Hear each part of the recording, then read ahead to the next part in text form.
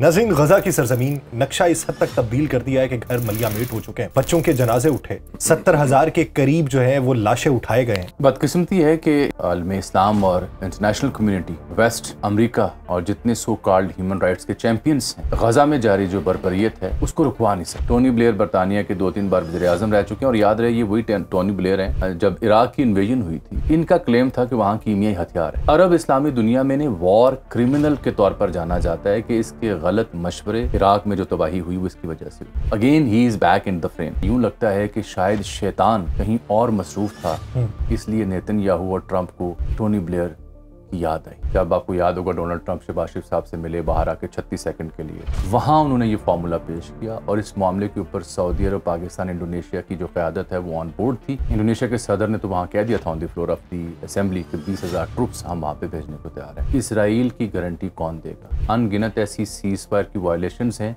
जो इसराइल कर चुका है। ये मुआहिदा जो बैनुल अक़वामी कम्युनिटी ने अरब इस्लामी ममालिक के साथ तय किया है, इसमें लिखा है कि इसराइली फौज बतदरीज इनखला करेगी। बतदरीज से मुराद है मरहलावार। तो यहाँ पे ये कहाँ लिखा है कि इसराइल भी जमानत देगा कि वो दोबारा कतर पे, दोबारा गाजा पे या वेस्ट बैंक पे या फलस्तीन के किसी हिस्से पे या लेबनान पे हमला नहीं करेगा? ये लिखा है। बिस्मिल्लाहिर्रहमानिर्रहीम। अस्सलाम वालेकुम नाज़रीन, सुनो पॉडकास्ट में खुशामदीद। मैं हूँ यासिर रशीद। नाज़रीन, गजा की सरजमीन जहाँ पर गुज़िश्ता 2 साल से जारी जंग ने नक्शा इस हद तक तब्दील कर दिया है कि घर मलियामेट हो चुके हैं। बच्चों के जनाजे उठे, 70,000 के करीब जो है वो लाशें उठाए गए हैं।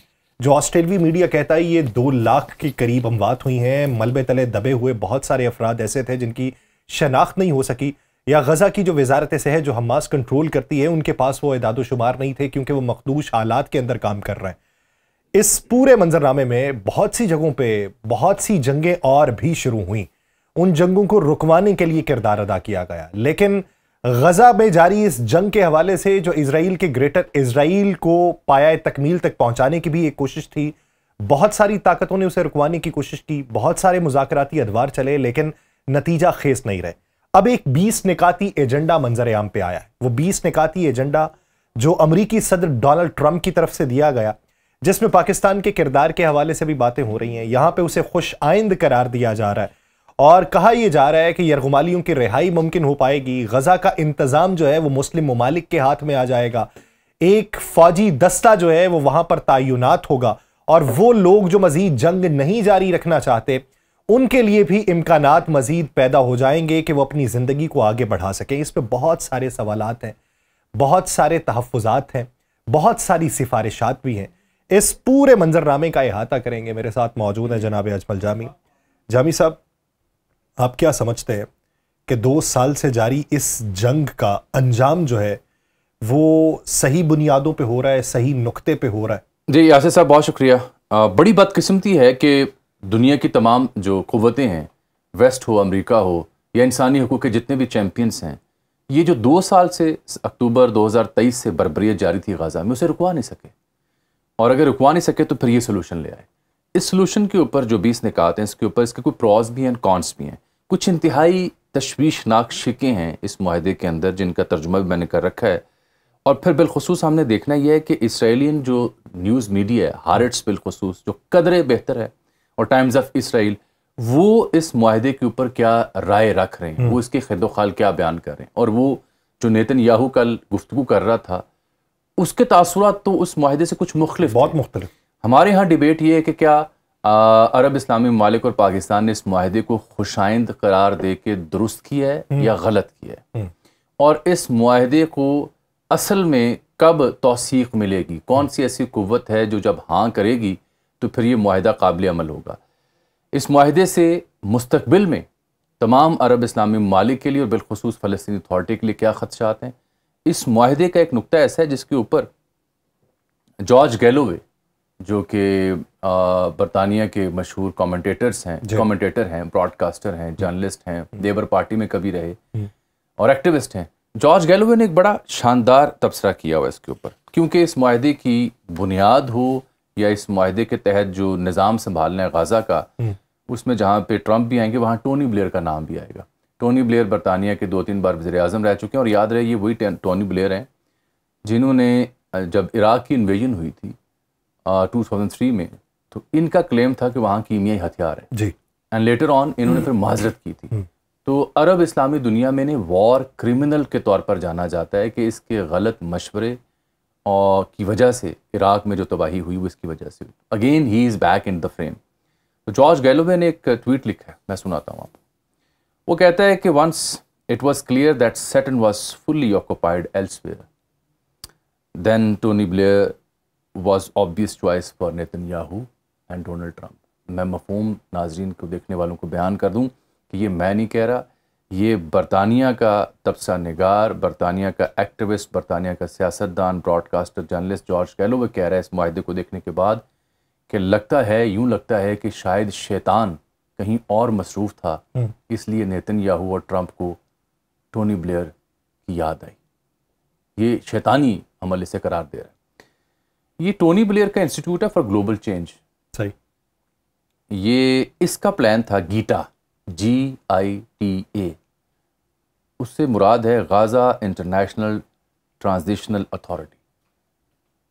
और उस बुनियाद के ऊपर ये काफ़ी अरसे से लगा हुआ था। और फिर आते हैं किस निकात। इसमें अभी तक पाकिस्तान की हुकूमत ने इसे वेलकम किया है। हम देख रहे हैं कि तुर्किया, सऊदी अरब, मिस्र, उर्दन, कतर और दीगर ममालिक की वज़राए ख़ारजा की जॉइंट स्टेटमेंट भी आ गई है। हम देख रहे हैं कि फ़लस्तीनी अथॉरिटी की जानिब से भी मुस्बत इसके ऊपर रद्द-ए-अमल आया है। असल शय जो होगी डिटर्मिन करने वाली, ये 375 किलोमीटर स्क्वायर के एरिया गज़ा की पट्टी, 20 लाख आबादी होगी, जो कि अब कम होगी।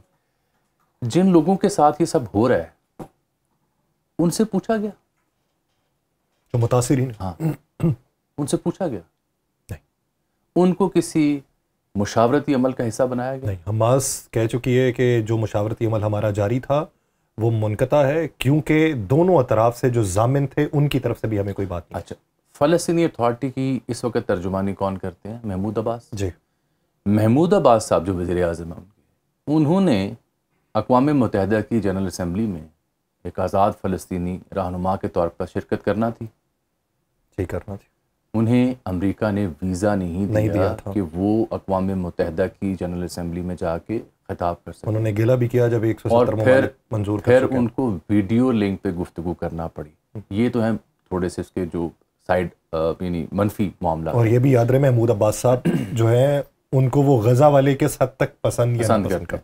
यानी फिर महमूद अब्बास साहब की जो गुफ्तगू थी वीडियो लिंक पे, वो यासर मैं आज आपसे अर्ज़ करूँ कि वो मोर और लेस इन्हीं 20 निकात के गिर्द घूम रही थी, इसकी तायीद पर मबनी थी। अगर हमारे देखने वाले महमूद अब्बास साहब की वो गुफ्तगू निकाल लें तो उन्हें अंदाज़ा हो जाएगा मैं क्या कहना चाह रहा हूँ।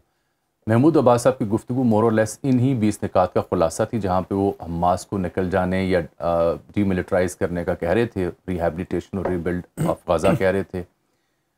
वहाँ से ऑनवर्ड कहानी अरब इस्लामिक समिट की शुरू होती है न्यूयॉर्क में, जब आपको याद होगा डोनाल्ड ट्रंप शहबाज शरीफ साहब से मिले बाहर आके 36 सेकंड के लिए। वहाँ उन्होंने ये फार्मूला पेश किया और इस मामले के ऊपर सऊदी अरब, पाकिस्तान, इंडोनेशिया की जो क़यादत है वो ऑन बोर्ड थी। इंडोनेशिया के सदर ने तो वहाँ कह दिया था on the floor of the assembly कि 20,000 ट्रुप्स हम वहाँ पे भेजने को तैयार हैं। तो ये मैंने बैकग्राउंड थोड़ा सा दिया। असल मुतासरा फ़रीक अहले फ़लस्तीन और गाज़ा के लोग, उनसे कंसल्ट किया गया या नहीं किया गया। मेरा एतराज़ एक आम शहरी के तौर पर, एक पाकिस्तानी और एक मुसलमान के तौर पर, बुनियादी तौर पर ये है। फिर ये कि उनकी मर्ज़ी और मंशा के ख़िलाफ़ आप कैसे एक प्लान ऑफ एक्शन का नफाज कर सकते हैं। तीसरा एतराज़ मेरा ये है कि इसराइल की गारंटी कौन देगा। माजी में अनगिनत ऐसे मुआहदे, अनगिनत ऐसी सीज़ फायर की वायलेशंस हैं जो इसराइल कर चुका है। आपने कतर को मनवाना था, वहाँ बैठ के फ़ोन करके माजरत कर दी, और माजरत करने के बाद नेतन्याहू की बॉडी लैंग्वेज इस प्रेस कॉन्फ्रेंस में देखने वाली थी कि एज इफ वो ये तासुर दे रहा हो कि टाल हो जाता है। हाँ, हो जाता है, टाल देता है। अब आ जाए निकात पे आ जाए। फिर लेकिन इसमें एक बात तो काबिल गौर है ना कि अभी इस पे तायीद हमास की तो आना है, क्योंकि इसमें ये शामिल है कि हमास अगर हमास ने टाइम लिया कि हम मशवरा करके, कंसल्टेशन करके फिर आपके पास वापस आते हैं। तो इसराइली अखबार हारेट्स ने पीर के दिन एक डॉक्यूमेंट शाया किया, उसका हमने तर्जुमा किया। ये बता रहे हैं कि ये जो अथॉरिटी इस मंसूबे के तहत बनेगी, इसकी मुकम्मल ताकत का ढांचा जो है वो आला बैनुल-अक़वामी सिफारतकारों और कारोबारी शख्सियात को इसमें सबसे ऊपर रखा गया, फ़लस्तीनियों को सबसे निचली सतह पर रखा गया ताकि वो ज़मीनी सतह पर इंतज़ाम संभालें। ठीक, ये जो मैंने कहा गीटा, GITA, इसका बैनुल अक़वामी बोर्ड होगा जो इब्तदा में मिस्र या गाज़ा के बाहर किसी करीबी जगह पर कायम होगा, क्योंकि इसराइल ने ज़मीनी सूरत हाल को अफरा तफरी का शिकार कर रखा है। ये हारिट्स कदरे मुनासिब अखबार है जो उसी का है, ये थोड़ा सा नाकिद भी है और वो ये लिख रहे हैं। ठीक, इस बोर्ड में एक अक़वाम मुत्तहिदा का ओहदेदार, मारूफ मिस्री कारोबारी अफराद और मुस्लिम अरकान शामिल हो सकते हैं। ठीक, आगे वो कहता है कि इसके पास एक एग्जेक्टिव सेक्रेटेरिएट होगा जिसके तहत 5 कमिश्नर काम करेंगे ताकि इंसानी अमूर, तामीर नौ, कानून साजी, सिक्योरिटी और फ़लस्तीनी अथॉरिटी के साथ ताउन की निगरानी की जाए। अब इसमें अहम बात यह है कि सबसे आखिरी शय फ़लस्तीनी है। सब कुछ इंटरनेशनल कम्युनिटी, अक़वाम मुत्तहिदा, अमरीका और दीगर के ज़िम्मे किया जा रहा है। अब अगर आप इन 21 निकात का फ़र्दन जायज़ा लें, पाकिस्तान में जो रद्द-ए-अमल आया वो भी काबिल गौर है। जमात इस्लामी का, PTI का अभी तक आ रहा है, वो काबिल गौर रद्द-ए-अमल है। ये कहता है जी गाज़ा को गैर अस्करी और दहशतगर्दी से पाक खित्ता बनाया जाएगा ताकि ये अपने हमसायों के लिए ख़तरा ना रहे। गाज़ा की तामीर नौ की जाएगी ताकि आवाम को बेहतर सहूलियत मैसर आएँ। इसराइल और हमास के मंसूबे पर इत्तफाक के फ़ौरन बाद जंग बंदी होगी और इसराइली फ़ौज बतदरीज इनखला करेगी। ये नंबर 3 का जो नुक्ता है, इसी में पहला फ्लॉ आ जाता है। यानी आप हमास से तो फ़ौरन डिमांड कर रहे हैं कि वो इसराइलियन जितने भी उन्होंने कैदी रखे हैं 48 के करीब हैं वो वापस करें और फिर वो फ़ौरन यहाँ से निकल जाएं।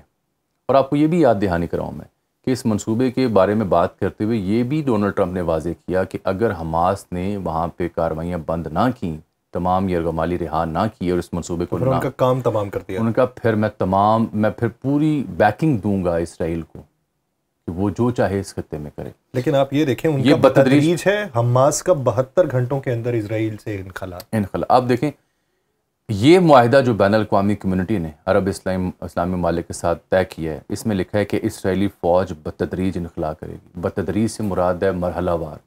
उसकी टाइमलाइन क्या है अभी तक नहीं बताना। नहीं। अच्छा, आगे आ जाए। चौथा, इसराइल की जानिब से मंसूबा कबूल करने के 48 घंटे के अंदर तमाम जिंदा और जहाँ भाग यरगमाली को वापस किया जाएगा। हमास की जानिब से 48, यहाँ डेडलाइन रख दी गई 48 घंटे की। यरगमालियों की रिहाई के बाद इसराइल सैकड़ों फ़लस्तीनी कैदियों और 1000 से ज़ायद गिरफ्तार गाज़ा के शहरियों को रिहा करेगा। कब करेगा उसकी टाइमलाइन नहीं है। हमास को 48 घंटे इनको नहीं दिया गया।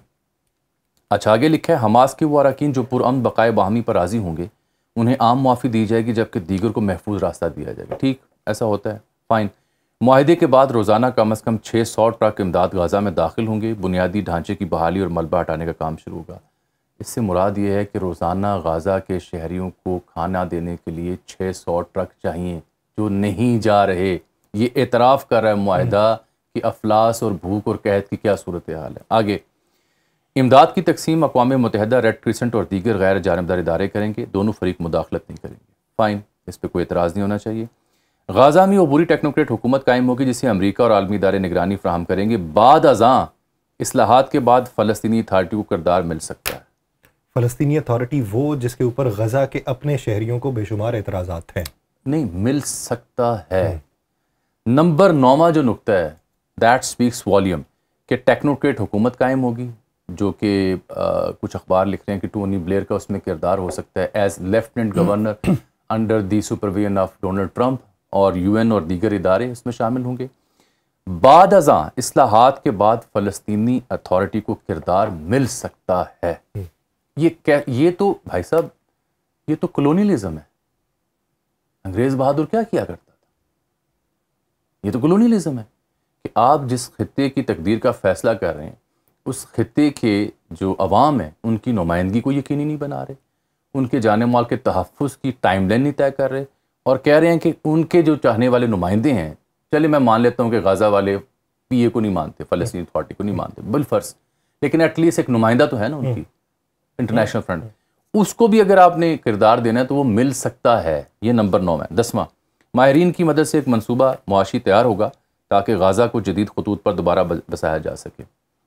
यहाँ आगे जाके भी इसमें डिटेल्स हैं, लेकिन जिन लोगों ने तबाही और बर्बादी में हिस्सा डाला वो कितनी रिहेबिलिटेशन मदद करेंगे, उसका कोई तयन है या ये जिम्मेदारी भी अरब इस्लामी ममालिक पर डालें? अरब इस्लामी ममालिक की एक खुसूसी मुआशी जोन बनाया जाएगा जहाँ कम टैरिफ और सरमायाकारी, खैर किसी को गाज़ा से ज़बरदस्ती नहीं निकाला जाएगा, आवाम को यहीं बेहतर मुस्तकबिल की ज़मानत दी जाएगी। ठीक, बहुत अच्छी बातें, ये कुछ सुनने में भी अच्छी लगती हैं। अब आ जाते हैं असल नुक्ता। हमास को गाजा की हुकूमत में कोई किरदार नहीं दिया जाएगा और अस्करी तनसीबात ख़त्म की जाएंगी। हमास का मुकम्मल खात्मा और हमास का इस हुकूमत में कोई किरदार ना होना और वो यहाँ से निकल जाएं या मुआफ़ी मांगें, कोई और ऑप्शन के लिए नहीं रखी गई। खित्ते के शराकतदार ममालिक सलामती की ज़मानत देंगे ताकि गाजा अमन रखे। ये सबसे ट्रिकी शिक है। शिक नंबर 14, जो शराकतदार इस माहदे के ममालिक हैं वो इस खित्ते की सलामती की ज़मानत देंगे ताकि गाजा में अमन कायम रह सके। तो यहाँ पे ये कहाँ लिखा है कि इसराइल भी ज़मानत देगा कि वो दोबारा कतर पे, दोबारा गाजा पे या वेस्ट बैंक पे या फ़लस्तीन के किसी हिस्से पे या लेबनान पे हमला नहीं करेगा? ये लिखा है? नहीं लिखा। अब आ जाएं वो बात जो अवाम जानना चाह रहे हैं।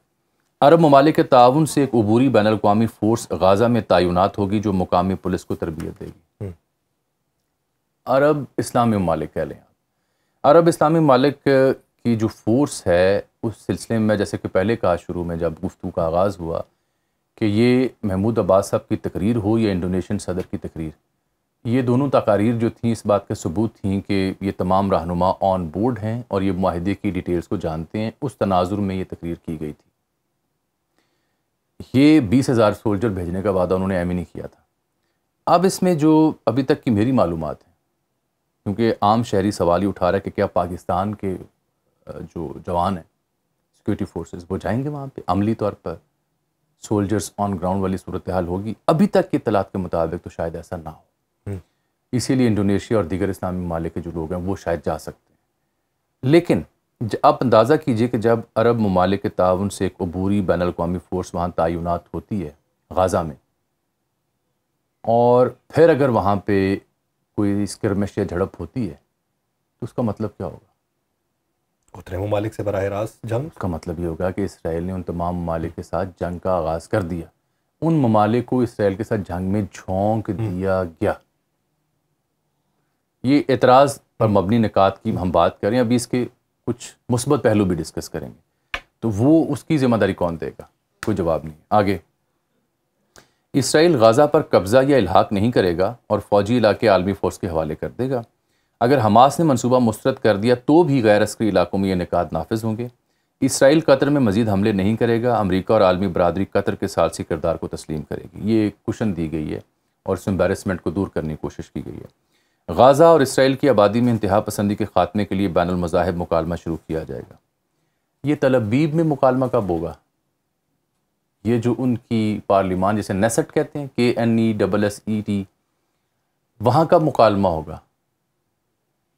वहाँ तो खुद 5 जगहों पे तफरीक दिखाई देती है। जब गाज़ा की तामीर नौ मुकम्मल होगी और फ़लस्तीनी अथॉरिटी इस्लाहात करेगी। अब सुने जुमला, पॉइंट नंबर 20 है ये। जब गाज़ा की तामीर नौ मुकम्मल होगी और फ़लस्तीनी अथॉरिटी इस्लाहात करेगी तो फ़लस्तीनी रियासत के क़याम का रास्ता खुल सकता है।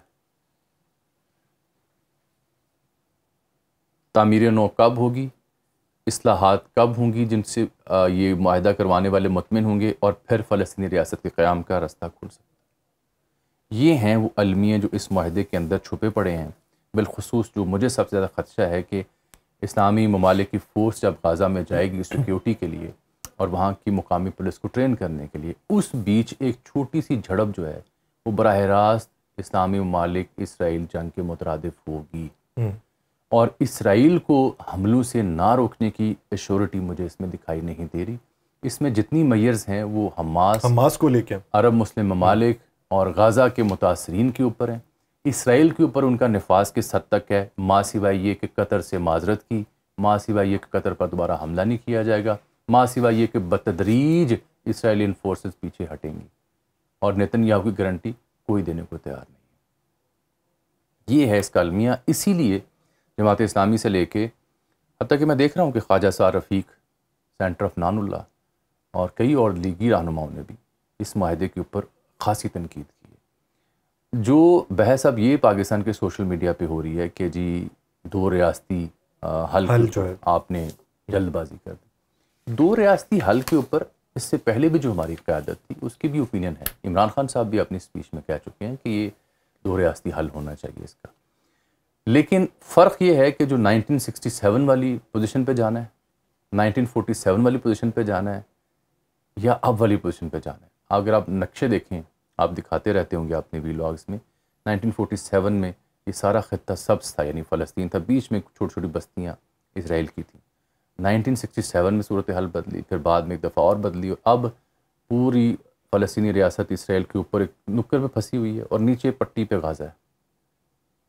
एनेक्स कर लिया ना। कुछ अरब कबाइल जो हैं वो अभी भी इसराइल के अंदर भी आ गए। इसराइल के अंदर भी आ गए।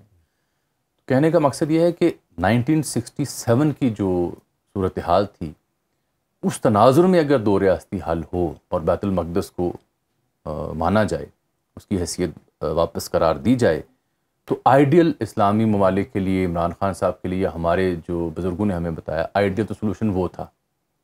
इसमें अगर मैं हज़रत क़ायद-ए-आज़म मोहम्मद अली जिन्ना के अफ़कार पे जाऊँ तो उनको तो ख़त भी लिखा गया, उनको उनसे रहनुमाई भी ली गई, तो उनके तो इस बारे में बड़े सादा से अफ़कार थे, बड़े सादा से, इसको हम तस्लीम नहीं कर सकते। अच्छा, जहाँ तक जमी साहब आप ये बात करते हैं कि 47 वाली पोजीशन, 67 वाली या अब वाली, बेशतर कबाइल हैं वहाँ पे अभी भी जो मौजूद हैं फ़लस्तीन के अंदर या गज़ा की पट्टी में, वो तकरीबन 6-7 दहाइयों से कुंजियाँ अपने पास रखे हुए। हाँ, वो कुंजियाँ नस्ल दर नस्ल मुंतकिल होती रहती हैं, यानी अब तीसरी नस्ल वो कुंजियाँ संभाले हुए। वो कुंजियाँ उन घरों की हैं जो इस वक्त इज़राइल के तसल्लुत में इलाके हैं, तो उन्हें ये मालूम है कि एक दिन आएगा जब हम अपने घर में वापस जाएंगे, अब वो घर वहाँ पर मौजूद है, ताले वो लगे हुए हैं या नहीं लगे हुए, नहीं मौजूद, तो वो कुंजियाँ उनके पास हैं। उन लोगों को राम किस तरीके से करेंगे कि हमें अब वाली पोजीशन पे आना है, 67 पे जाना है या 47 जिस हद तक इसराइल ने एक्सपेंशन की ना, उससे तो वापसी नामुमकिन है। अब मैं थोड़ा सा एक और नज़र से भी देखना चाह रहा हूँ। हाँ, एक सहाफ़ी का एक काम है ओपिनियन मेकर का कि वो तमाम तर जो मुमकिन ज़ाविये हैं उससे अपने देखने वालों को आगाह करे। बात यह है कि क्या अरब इस्लामी ममालिक मिलकर ये जंग बंदी करवा सके थे? नहीं। इसराइलियन बर्बरियत को रोक सके थे? नहीं। क्या इस्लामी फोर्स इसराइल को गज़ा में हमलों से रोक सकी? आपको पता है जितने भी हमसाया ममालिक थे, हिजबुल्लाह लगा लें, यमन लगा लें, उनकी तरफ से भी तो हमले होते रहे। कहने का मकसद ये है कि ये बदकिस्मती है कि हमारी जो फ़ौजी ताकत है आलम इस्लाम की और जो इक़्तिसादी ताकत है वो इस काबिल नहीं है, ये इतराफ़ करें।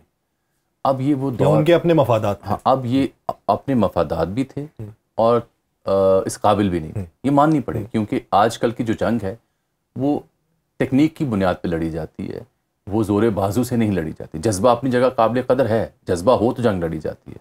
अब पाक इंडिया जंग देख लेना, उसमें सोल्जर्स ऑन ग्राउंड ने जंग जीती या फिर एयरफोर्स के ज़रिए आपने जंग जीती? एयरफोर्स के ज़रिए। तो इससे साबित ही होता है कि अगर आपके पास फ़ौजी ताकत या फ़िज़ाई ताकत उस लेवल की नहीं है जो इसराइल के पास है, तो आप कुछ नहीं बिगाड़ सकते। आपने इससे पहले भी जो अरब इसराइल जंग थी उसमें भी हाल देख लिया था, मिस्र के साथ जो कुछ हुआ देख लिया, लेबनान के साथ जो कुछ हुआ देख लिया, उस बात का सबूत था।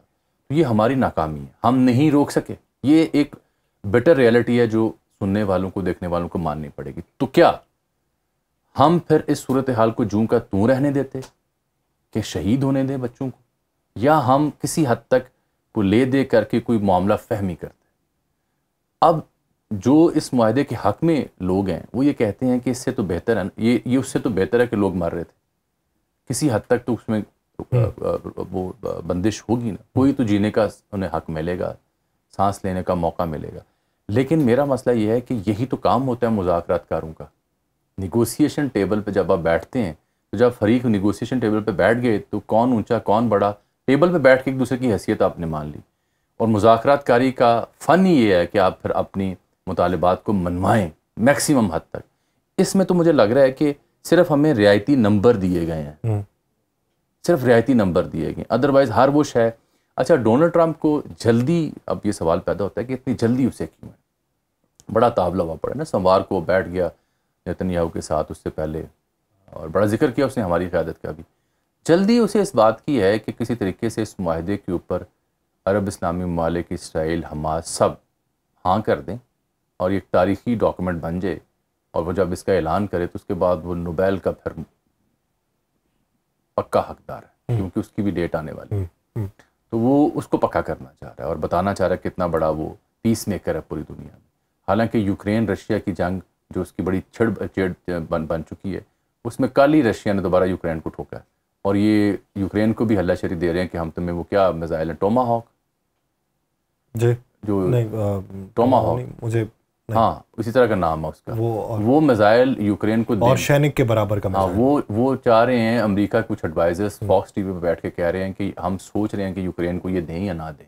वो दे सकते हैं क्योंकि जी रूस नहीं बाज आ रहा ना, रूस ने हमले किए हैं। तो रूस यूक्रेन की जंग ना रुकवाना उसकी सबसे बड़ी नाकामी और सबसे बड़ा इल्ज़ाम उसके ऊपर गाज़ा के ऊपर है कि वो अब गाज़ा की जंग बंदी करवाने में नाकाम हुए।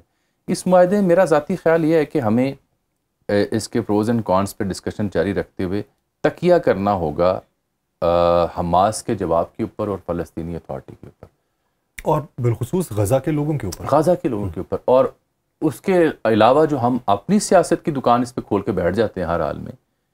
हम कश्मीर को 371 हुआ 370A और फिर 35 वो हो गया ना। हमने एहतजाज किया, हमने आवाज़ बुलंद की, लेकिन हो गया।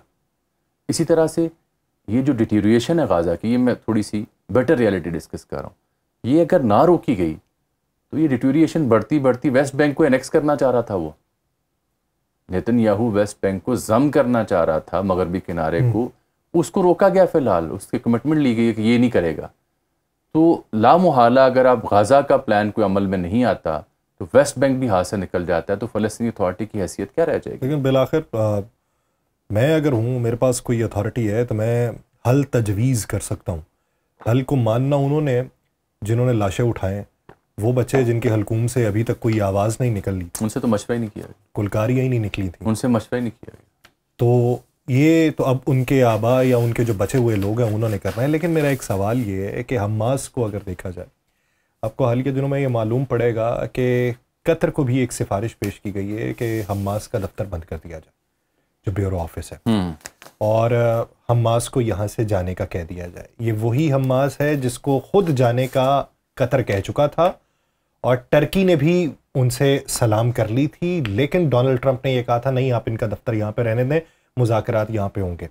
अब अगर कतर भी इस मामले पे हमास से पीछे हटता है, वो जो जामिन था उसका, तो हमास फिर बात किससे करेगा? This is a real tragedy. लेकिन मैं थोड़ा सा इसमें ऐड ऑन कर दूं, इसका क्वेश्चन रखा गया है और यही वजह है कि जो ट्रंप का प्रेसर था उसमें एक जुमला, एक लाइन है जिसका मफहूम कुछ यूँ है कि कतर में मुज़ाकरात कारी के लिए जो सहूलियत दस्तयाब है या मुज़ाकरात कारी का जो उसका किरदार है उसको तस्लीम किया गया है। दिस मीन्स कि वो जो दफ्तर मुस्तकिल बंद करने वाली सख्ती थी उससे शायद थोड़ा हाथ फिलहाल रोका गया। कतर की जो हैसियत है सालिस की या मीडिएटर की, उसको सम हाउ एक्नॉलेज किया गया, जो कि इस बात का सबूत है कि अगर कतर में चाहे तालिबान के साथ गुफ्तगू हुई या हमास के साथ हो रही है, दीगर गिरोह भी वहाँ पाए जाते हैं मुज़ाकरात कारी के नाम पर, तो उसको किसी हद तक तस्लीम किया गया, किसी हद तक। For now I don't think so कि फौरी तौर पर वो बंद होगा, उसकी गुंजाइश पैदा की गई है, इसीलिए कतर से एक फॉर्मेलिटी के तौर पर माजरत की गई है। बट एट द एंड जैसे सब ये अहले फ़लस्तीन की आवाज़ जब तक मेरे तक नहीं पहुँचेगी, मैं कोई नहीं होता उनके मामले में तबसरा करने वाला। मैं अपने अरब इस्लामी ममालिक के इस माहदे के ऊपर जो उन्होंने खुशाइंद करार दिया उसके ऊपर तनकीद कर रहा हूँ। जो उसके मुस्बत पहलू वो भी बयान कर रहा हूँ। मुस्बत पहलू यही है कि गज़ा की तामीर ना हो, यही मुस्बत पहली है कि यहाँ पे दहशतगर्दी ना हो, यहाँ पे इसराइल के हमले ना हो, और उन लोगों को वहाँ से इनखला जो है वो नहीं करवाया जाएगा, वहीं पे बसने का इख्तियार दिया जाएगा। नाज़रीन, पॉडकास्ट अब ख़त्म हुआ चाहता है। जूँ जूँ इसकी मज़ीद परतें खुलती हैं, हम इसके ऊपर मज़ीद बात करने के लिए आपके सामने दस्तयाब होंगे। जामी साहब, बहुत शुक्रिया आपके वक्त का। नाज़रीन, मुझे दीजिए इजाज़त, आपसे मुलाकात होगी अगले एपिसोड में। अल्लाह ने के बाद।